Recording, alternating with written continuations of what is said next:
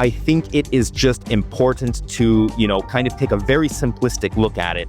And that is the fact that the central banks of countries around the world have been anticipating since the 2008 financial crisis the risk that the assets that they're holding on their balance sheets, mainly US Treasuries, are at risk of further devaluation as the United States meets more crisis in the future and prints more money to meet that crisis.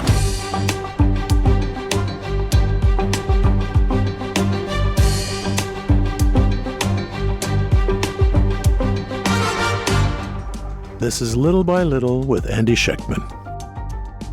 All right, everybody, welcome back to another episode of Little by Little. I'm very psyched to have with me Bald Guy Money. And hey, man, good to see you again. Thanks for coming on board.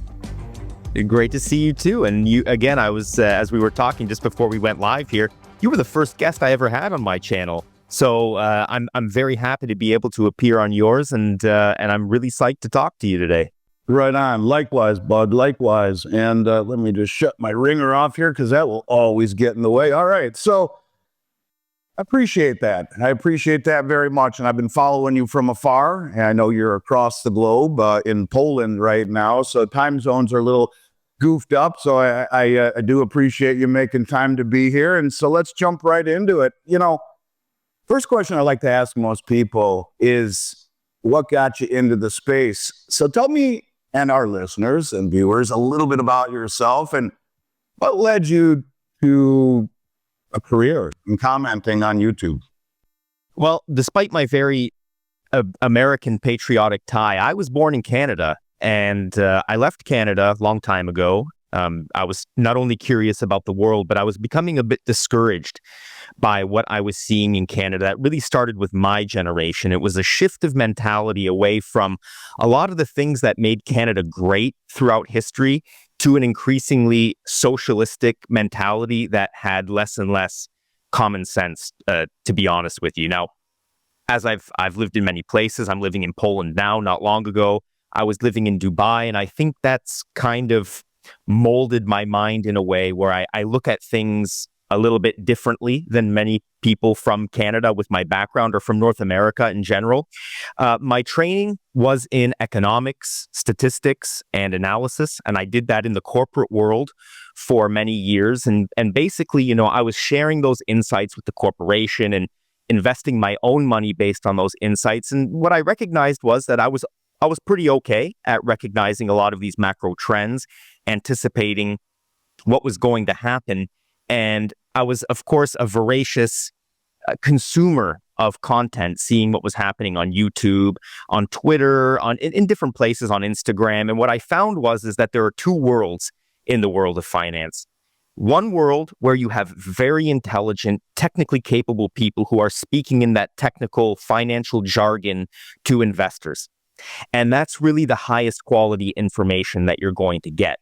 On the other end of the spectrum, you had a lot of people who were speaking in more plain language to the common person in a way that they could understand, but giving a lot of information that at the end of the day, Andy, is just rubbish. So what I wanted to do, kind of in the spirit of Robert Kiyosaki, because, as a young guy, I read a lot of Robert Kiyosaki books. I know you're friends with Robert, and I admire him very much. Why I launched my channel was to kind of create a marriage or build a bridge between the two worlds where I could give really factual analysis information and kind of explain it in a way that could be understood by anybody. And that's been my mission with Bald Guy Money since I started a few years ago. Yeah, man. In fact, actually, I was with Robert last night in Miami. He called and asked me to come present with him at a conference. He called me with a couple hours to spare. I think I did 100 miles an hour the whole way there just to barely make it on stage at time. And he's done a lot for me. And one of the things I admire about Robert as well is his ability to convey information to the public and where you don't need a PhD in economics to understand it. And I think that's part of the reason, obviously, people resonate with you. And it's something I strive for also, to scour the earth for information that's relevant and try and boil it down into a manner that's easy to understand. And my father and I have been partners, I guess you could say, although he's been retired for 2 decades. He'll often send me your videos and say, you got to see this, you got to see this, you got to see this. So, even the old timers you're resonating with, and that's cool. And it's a talent, actually, man. It's a real talent to be able to boil things down into a vernacular that people understand. And so kudos to you on that. I got several questions I want to ask you. The first one is the easy one, and I'm reminiscent to the tie you're wearing. We got a lot of people that are freaked out about the performance of metals since, the Trump election. And as far as I'm concerned, Trump's policies of low interest rates and a weak dollar will be quite inflationary.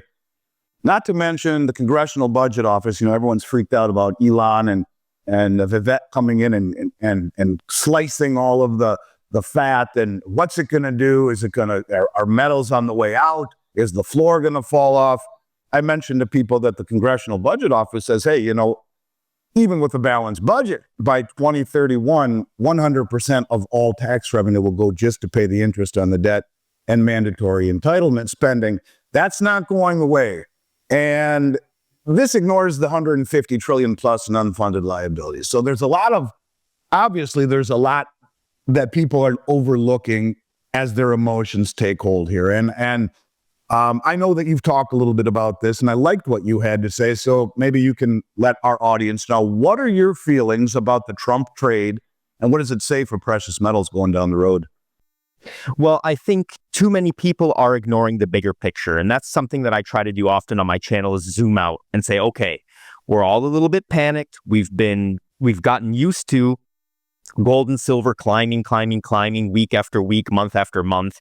And I think what we have to do is we have to take a look at, as you kind of alluded to, the 4 biggest line items in the U.S. national budget: Social Security, National Defense, Medicare, Medicaid, and the interest on the debt. Those are the 4 big things. And as I look at those numbers now, the current expense to cover those 4 line items is larger than what the United States will take in tax revenue in 2024 estimated.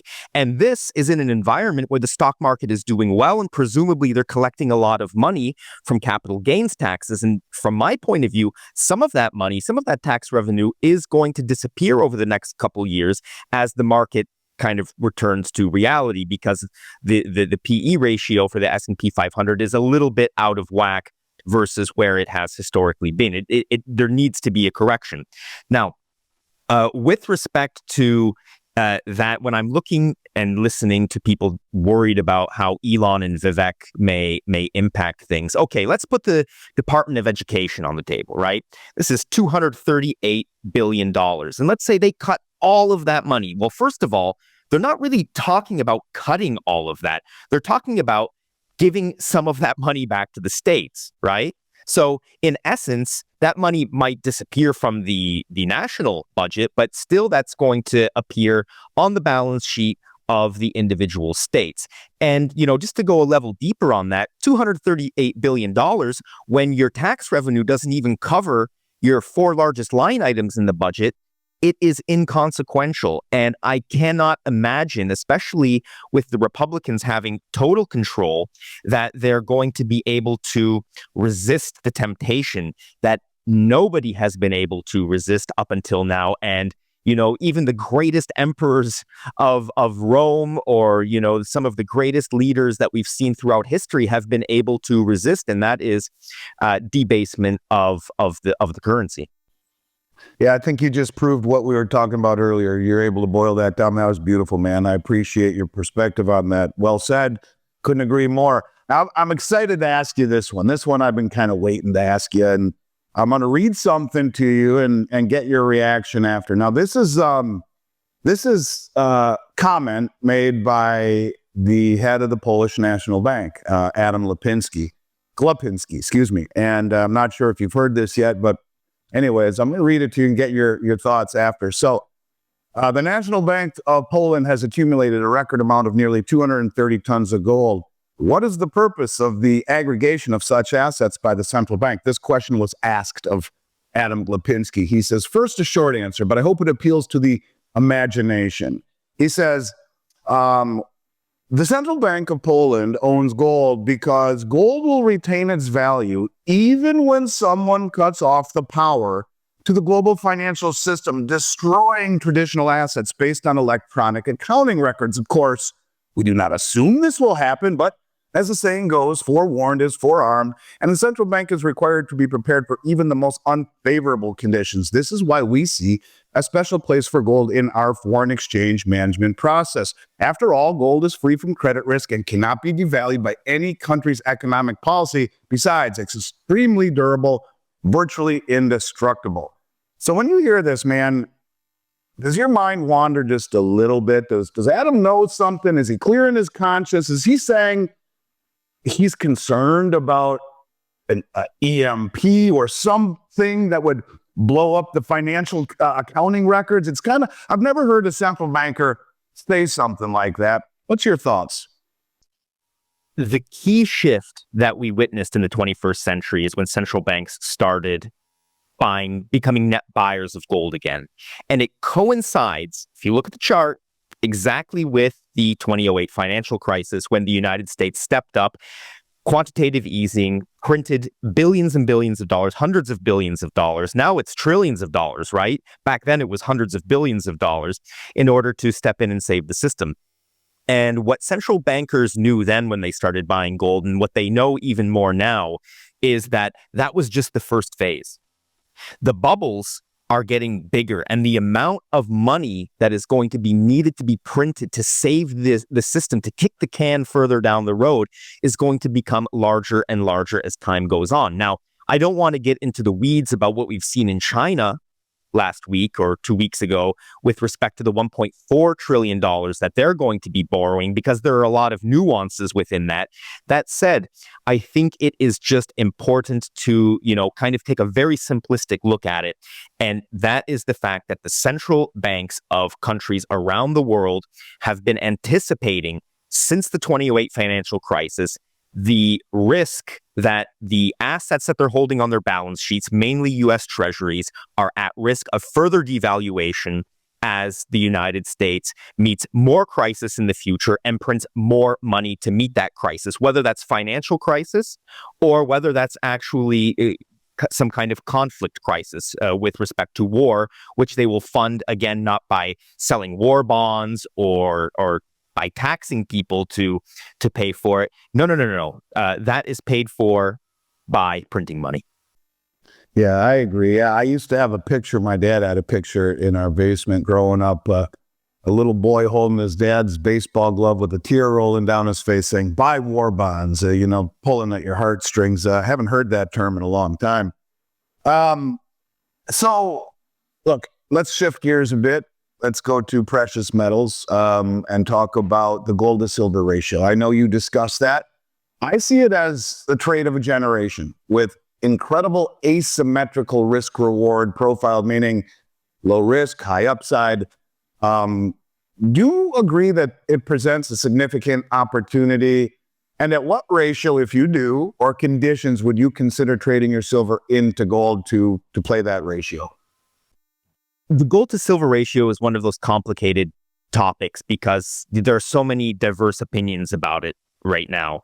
I mean, you have some economists who believe it's not relevant anymore, and you have other people that really look at only that and say, okay, this is how I'm going to guide my precious metals purchases. From my point of view, I recently even wrote an article about it.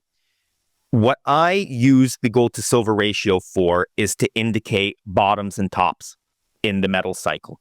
Because every time we've reached a top in the metal cycle, and even coming back to what you asked me earlier about the Trump trade, is this potentially the end of this big move up for precious metals? Well, that is really one of the main signals that I'm looking for, is a rapid decrease in the gold to silver ratio, which has signaled the metals top every single time, whether that was when we reached 15 to 1 in 1980, or whether that's when we were in the neighborhood of 30 to 1 in 2011. So that's the main way I use the gold to silver ratio. And what I'm doing is, because I don't I don't really trade precious metals. That's not my thing. My thing is I hold a lot of real estate, and I use the income from that real estate to convert into precious metals in order to protect that income long term against inflation or geopolitical crisis, whatever that may be. There's so many things that precious metals will protect you from, and that's why I might, for example, when the ratio is 80 and higher, I might increase my fiat allocation a little bit more towards silver. And then when it comes down below 50, when you have those moments when the ratio is crashing, potentially scale back my purchasing a little bit, but focus that more on gold. Because, we were talking about central banks a moment ago. Gold is a tier one asset, right? And I believe that the shift when we're looking at the gold to silver ratio on a chart, there's also kind of a movement away from those historical levels that coincides with that 2008 global financial crisis. Because when you have big central banks spending big money on gold and creating solid price floors at levels as you move up the price ladder for gold, it will tend to skew the gold to silver ratio away from where it's been historically. So certainly, I think there are some aspects we agree on. But when it comes to making a trade, I'm not necessarily eager to make that trade. I think from my point of view, it's just a better way to say, okay, how am I going to allocate the fiat income that I want to protect for the future today, and using that gold to silver ratio kind of as a mechanism to help me allocate it better. So in 2011, I remember that. In fact, the first YouTube video I did with Big Swear was 2010. And we talked about an 85-to-1 ratio, and that it represented pretty darn close to the second time in history that human history, that ever been that high. And I told people at that point, consider trading your gold to silver. Within 7 or 8 months, we had 37-to-1, 1915 gold and $50 silver, which was just below its 150-year average, but still much higher than it's coming out of the ground at right now. It's 7-to-1. So would you not tell people then to consider switching their silver back to gold, the only other tier one asset in the world, next to dollars and treasuries, at least from central bank standpoint? If we got that low, you would shift your own purchasing plan, but would you not consider trading some of your silver back into gold at that rate? I suppose it would depend on the circumstance of the person. I lived in Dubai for many years where there's, for example, no capital gains tax. So if somebody had to do that, but take a capital gains hit and then, for example, pay a premium, because remember, when you're selling your precious metals, you're selling it for cash and then taking the cash and buying back the metal that you want to buy, right? So you're in essence paying the premium twice on top of potential capital gains. Now, if you can do that in a way that makes sense, or you feel confident that you're going to benefit long-term from that and switching into a tier one asset, as you said, I would absolutely support that. Because at the end of the day, if somebody put a gun to my head and said, listen, you only get to stack one metal, it's silver or gold, I'm going to go with the thing that the central banks are buying. And that's because I know that they're, again, as I said, building that floor, and it's because of its tier one asset as liquid, for example, as a US Treasury or the US dollar itself. So I do prefer gold in that way, but with respect to the trade, it would have to be only if it made perfect sense, considering those the premiums as well as the potential tax consequences. So I would just, if anybody, for all the viewers of this, I would just make sure that you have that in the back of your mind and plan ahead for that, to make sure that you know what ratio it is that would make sense for you to make that trade. Yeah, brother, you're fantastic. In fact, that's exactly how I feel. It's our preferred trade for folks who have IRAs. For that reason, we address both your points. Number one, in the IRA, it isn't taxable. It is a non-taxable event. And number two, whenever we do that trade, whenever we do a swap like that, we make nothing on the buy side in particular, because of what you just said, to not make the trade really not in the client's best interest. If you're paying twice the premium and then paying taxes, it doesn't really work so well.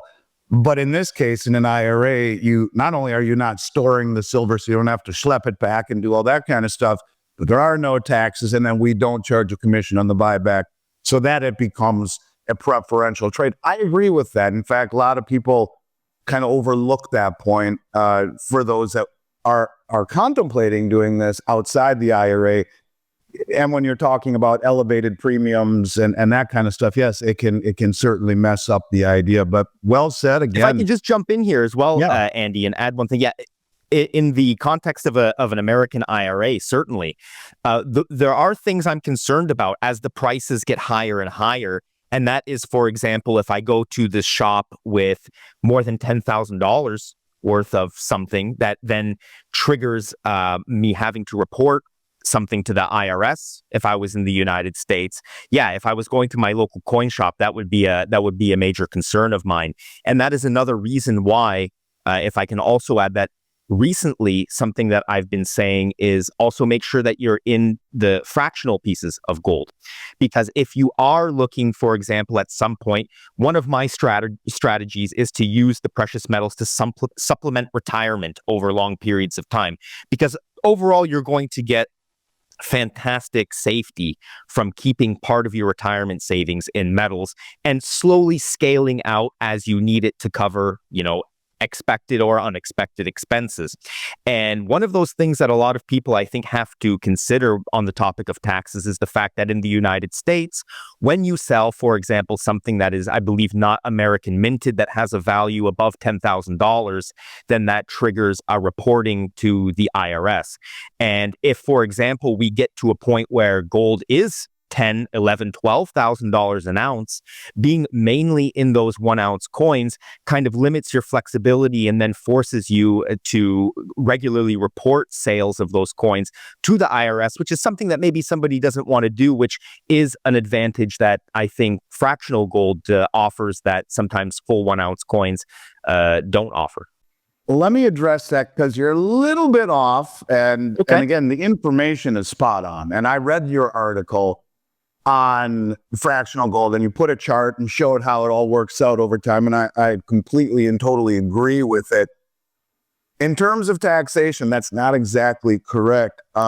When people sell in the United States, the $10,000 threshold really is not the issue. In fact, when you purchase metals in excess of $10,000, if you pay with green bills, cash, or multiple cash instruments like money orders, yes, there's a 1099, or excuse me, a Form 8300 filled out.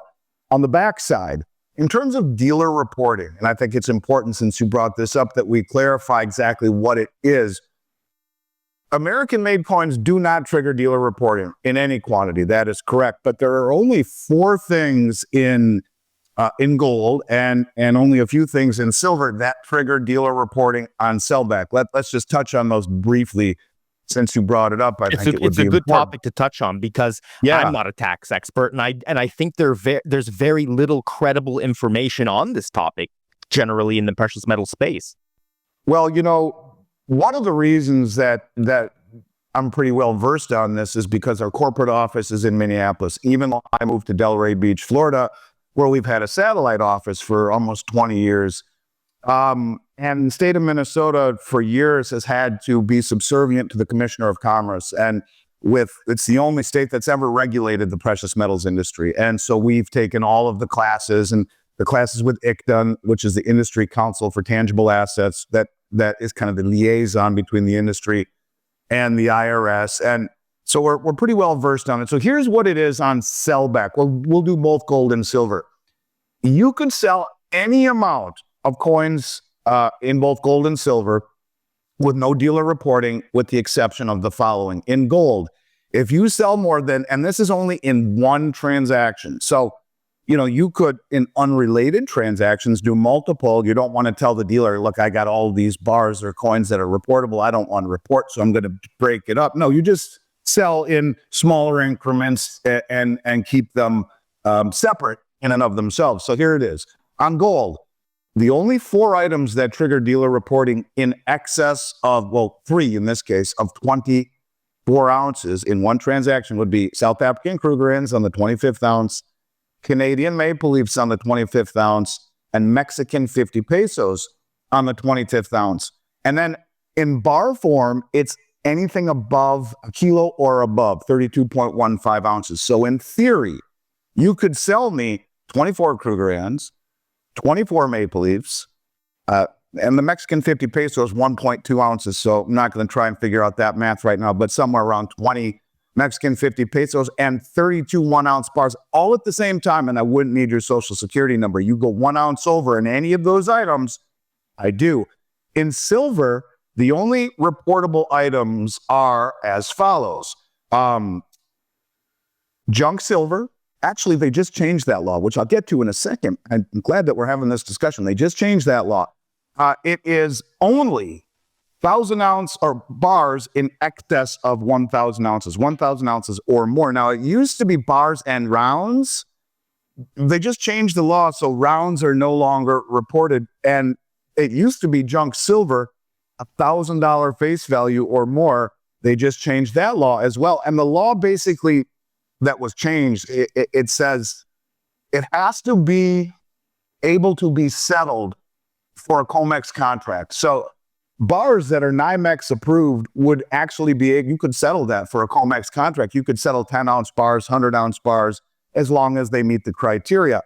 1-ounce rounds do not meet that criteria, nor does junk silver. So according to the new legislation, the only thing that is reportable in silver has nothing to do with $10,000. It would be bars in excess of 1,000 ounces, and that would be reportable in silver.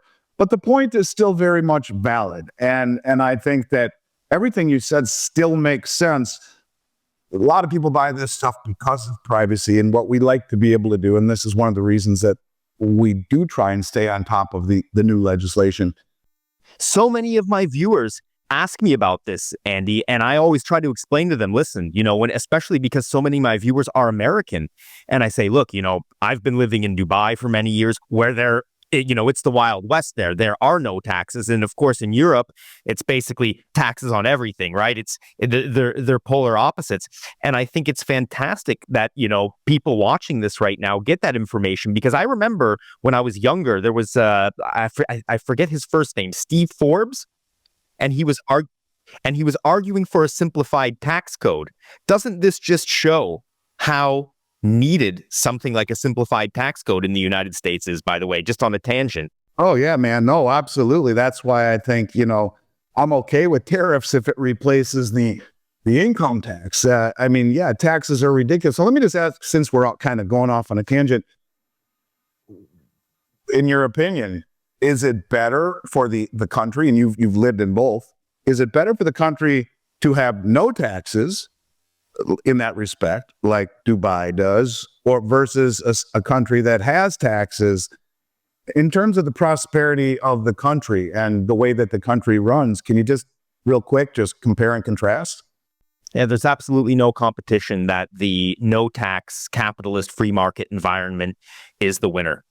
Because, and the main reason is, and especially in a place like the United Arab Emirates, where, we were talking before we started recording, that they still, you have to respect the rule of law. The social contract in the United Arab Emirates is still in place. And as a result of that, the fact that they don't have taxes and the social contract is still in place, where, for example, if I steal from somebody, there's a punishment attached to it. This attracts absolutely brilliant people. And this is why you're seeing many people from multiple sectors. It's not only a place that's oil and gas, because really, if you look at Dubai itself, the Dubai Emirate doesn't really have any more oil left. All of the oil is in the wealthier Abu Dhabi Emirate, which is kind of the rulers of the entire country. But what Dubai is able to do because of that environment, because of the social contract and all of the other kind of adult playground toys that they have there, is they're able to attract intelligent people who will start businesses, international businesses, and then make money and spend that money there. Whereas in Poland, sadly, as great a country as Poland is, I love Poland, I'm living here, and I'm living here by choice. The fact is, some of the best people get turned away and get turned off, not only by the taxes here, but also by a lot of the things that have been killing innovation in the European Union. And when they pack up their bags, they're either heading to the United States or a place like the United Arab Emirates. And I have been concerned over the past few years, watching the most recent presidential election, that the United States might be losing that edge and might lose out to places like the United Arab Emirates, which are running themselves much in the spirit of the old United States of America. The United States of America that many of us, people like me growing up in Canada, grew up knowing, learning about, and admiring for those reasons of not only the freedom to say something that's on your mind or express yourself, but also the freedom to build a fortune, to work hard, to have an idea that belongs to you, the right to own property, and the fact that the country is going to defend the fact that that property is yours. And I think that is absolutely the model that the Western world should look to and kind of return to. Now, this is going to sound really naive, man, but I'm your best buddy, and I say, hey, brother, I want to go somewhere on a vacation that I've never been. Would you say you need to go to the United Arab Emirates and check it out? And again, naive. In general, very friendly to Western travelers and tourism and that kind of stuff? This is something, especially when we're talking about the BRICS and Saudi Arabia, the people in the Middle East, they really like the United States. They really like people from the West. And believe me when I say that their ideals line up more with ours than, for example, China. But just China, when it comes to, for example, Saudi Arabia, just happens to be their biggest oil customer, right? So, of course, they're going to do things in order to make things a little bit easier to facilitate the business with them. But when it comes to the United Arab Emirates and Dubai, and this is again why they're attracting intelligent, capable people, is because they're so very welcoming. And, I often, before I moved there originally, heard a lot of wild ideas about what life there was like. You can't drink alcohol. Now, alcohol is not necessarily my thing, but believe me, there's no shortage of it in Dubai. There is plenty of it. People were telling me that, yes, the women have to cover themselves up. Believe me when I say I've seen more string bikinis on the beaches of Dubai than I've seen anywhere else in the world. It is a very liberal place that is working very hard to attract the best of the best around the world and give them tax incentives to come there. And that's why, for example, love it or hate it, the crypto space, you're seeing a lot of the innovation in the crypto space coming from that part of the world, because the people who are the brightest and best from that part, that part of business, I know there are some shady parts of that business, but when we're talking about the development of technology as well and artificial intelligence that somehow is also linked to it, a lot of the best people are going there exactly for those reasons. And it's a fantastic place to go on a vacation as well. Right on. Well, maybe Governor Newsom in the state of California could use a tip from the folks running the UAE about taxation, 14% or so state income tax on top of federal. Crazy. I'm intrigued, and you never know, that may be on the to-do list. A couple other questions, man, and I appreciate your time and your candor, and this has been fantastic. So, I always try to do my homework, and I do follow you, and it's much easier for me to be on your side right now, and I have a lot of admiration and respect for what you do, because the prep work and the thought of presenting or asking questions, it's not easy. And so I kind of did my homework on you, watched as much as I could, more than I normally do, and in the limited time I have, so that I could kind of gauge the way that you look at things. And I think in general, we have many of the same beliefs regarding owning gold. For me, it's the excessive debt levels and the fiscal irresponsibility that are kind of center to my belief structure. And without putting words in your mouth, I think you kind of think that too. At the same time, central banks are aggressively accumulating gold and debasing or inflating away currency. And this is, in my mind, driven by the unsustainable debt level that continues to increase. You've often said, and I've heard you say, that gold measures the value of the dollar, not the other way around, which I agree. And I guess what I'm really trying to get at here is that I've seen your projections, and I'm going to pull them up here. Is that something that you feel these numbers are based on the growing reality that the debt burden is so large that governments will have the U.S. government in general will have really no option other than to try and inflate this away? Or is there something else behind where you come up with these numbers, which are, hey, I'd be very happy if we see these numbers by 2033. But how do you come up with that? Okay, so what I do is I take a look at the trends and, basically what's been happening over a long period of time to set a baseline. And what I'm trying to do is I'm trying to anticipate, number one, how the M2 money supply is going to evolve over time. And as you said, there is a lot associated with the debt that's going to result in the M2 money supply growing. And I think very soon, with I was watching Peter Schiff the other day, and he was saying, yes, well, interest rates are going up. It's true, interest rates are going up right now, but what I've argued is that the Fed is going to have their way at some point, and they're going to start expanding their balance sheet and buying the bonds, because right now they have no competition, right? It's the market that is setting the price for the bonds. But once the Federal Reserve steps in and starts buying them and expanding their balance sheet, as we've seen regularly for the past many years, I believe that based on those trends, we're going to see numbers that we've seen in past cycles repeat themselves. Maybe not exactly, and these are definitely inflation-adjusted directional targets, but that's what I've based it on. I've based it on those past cycles and those trends that we've seen. And this, in fact, funny enough, this image was kind of associated with my argument for people, especially those who were planning on supplementing the retirement expenses over a long period of time, to have some fractional gold as well.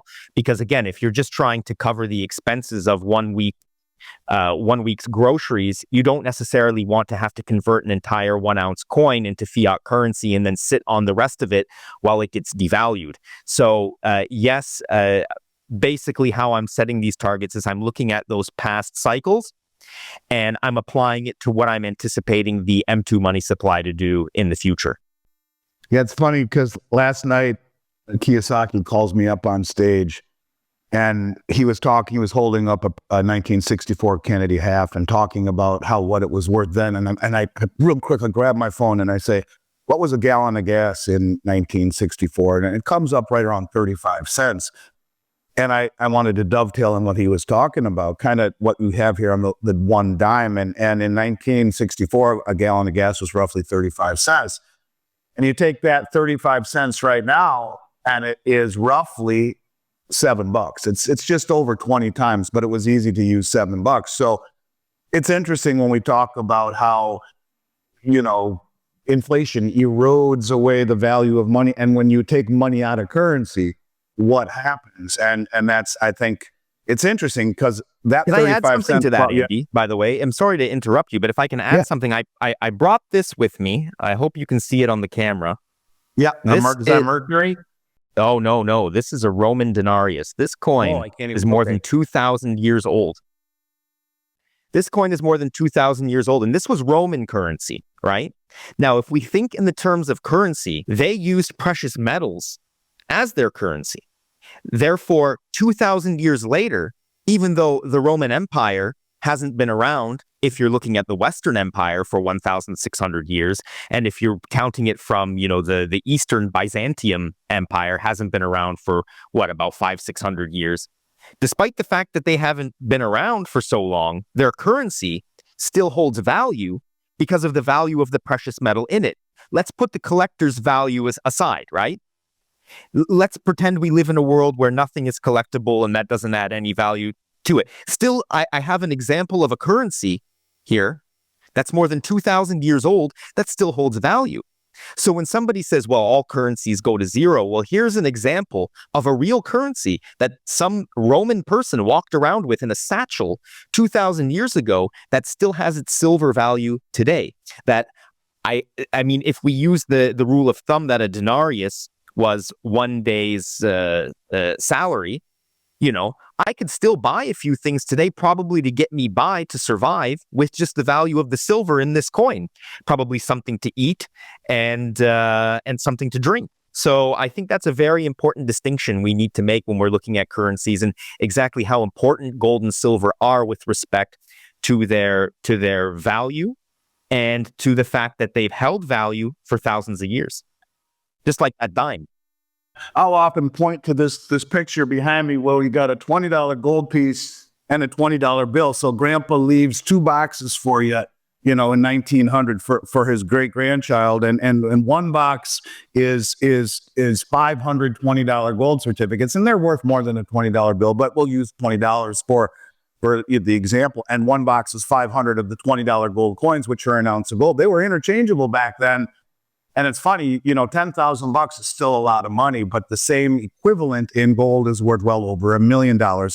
And I'll often then say something trite like, well, long after these are hanging from a frame in the Smithsonian in the year 3000, as an example of what used to be money, gold will be eternal wealth, immutable wealth. And I think that's a point that people need to understand, the difference between money and the difference between currency. And I like that you go all the way back to Roman times to draw that analogy. Very, very cool. Last question, brother. And again, I appreciate your candor. I appreciate your time. You're fascinating. And you do an amazing job of breaking down these complex issues and breaking them down in a way that are fun and easy to listen to.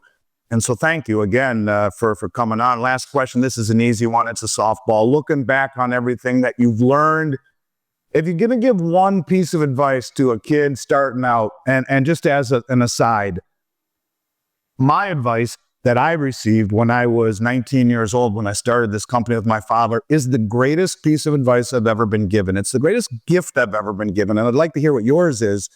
But when I started this company on a wing and a prayer with my father in 1989 in a one-room office the size of a closet before the internet, where we had to type out our newsletter that we sent out every quarter on a word processor, stuff it in an envelope, buy a sheet of or a box full of labels from Gary North and Doug Casey at whatever the cost was, put the labels on the envelope, put a stamp on it, and put them in the mailbox and hope that we could do some business.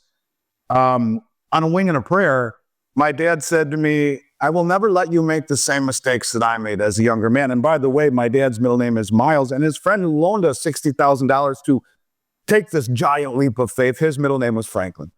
And he said to me, I won't let you make the same mistake that I made. So you're going to buy something every 2 weeks. I don't care if it's 1 ounce of silver or 1/10 of an ounce of gold. You'll buy something every 2 weeks or I'll fire you. Wow. Okay. I can deal with that, Dad. I'm 19. That's the only rule. I'm good with that. I've owned the company, man, for 2 decades plus. And although I still talk to my dad every day, he won't fire me. But it's important to me that I've honored my word to him. And for almost 35 years, I've never missed a 2-week period, ever. And I will tell you, it's the greatest gift that I've ever been given, ever. To understand the law of compounding, let it work for you instead of against you. It's not just compounding of interest, it's compounding of time, which is huge to me. And to me, that's turned into my savings, to my wealth, not my investment, to my wealth. And that's the advice that I give everyone who works for me. And I'd say, look, you're going to buy every 2 weeks. Don't not do it. We're going to have problems. And they all come back to me and say, ma'am, thank you so much for that. He said, a lot of them will say, yeah, I didn't quite get it, but now I do. What piece of advice would you give to a young person starting out today as to, hey, this is the path that you want to start on to get to financial independence, which you talk about all the time? It's consistency. It's consistency. And just as you said, it is consistency. Now, I can give an example from doing YouTube. It's that many people say to me, oh, well, being a YouTuber is easy. You can build a big channel and so on. But the fact of the matter is that I've been consistent, uploading a video every single Sunday for a couple years now. And the same thing applies to savings, right? And when we're talking about the fact that inflation is one of the biggest issues we're having, and that central banks have recognized this massive problem and have started buying gold, becoming net buyers of gold once again. The only real thing that's going to save you from that are real hard assets. And that's, if you boil it down in the simplest way, that's gold, that's silver, that's land, property. These are the real tangible things that are going to save your butt when it comes down to it. Now, I was having a phone call yesterday. If any of the viewers of this have ever watched a BBC documentary on the topic of ancient Rome, I was talking to Mary Beard. She's a professor at Cambridge University, expert in Roman history.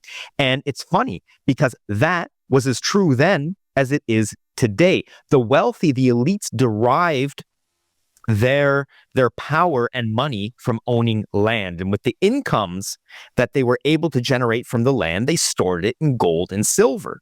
Now, I understand with savings rates as low as they are, with inflation as high as it is, some people are going to say, I cannot buy land. I can't buy an ounce of gold. It's too expensive. Well, can you buy 1 ounce of silver? Maybe you can switch that up and save up for a few months and buy 1 gram of gold. Now, if you can do that consistently over 10, 15, 20 years, you can do the math yourself and realize that after that amount of time, even with a humble savings, a humble monthly savings, that will make a significant difference in your life when you're ready to, for example, retire, and you find out that Social Security, by the way, isn't there to save you. Or if you're watching this from Europe, that your European National Pension Fund has gone broke, which is basically a massive problem that countries around the world are facing right now.